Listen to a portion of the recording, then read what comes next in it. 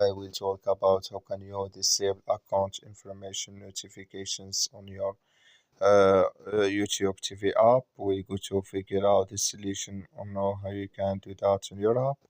So you just follow these ways, then it's going to work with you. All you have to do in verse, you just go here above your photo profile, click on it. So then it's going to take you to your profile. It's going to show for you like this. You click here on settings.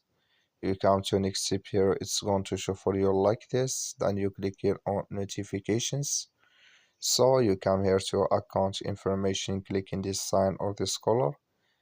Then you click on turn off. Like you see color, it's gone. That's mean account information notifications disable with us now. That's all you have to do. That's all. I wish you a great thank you for watching. Don't forget to support us by like and subscribe.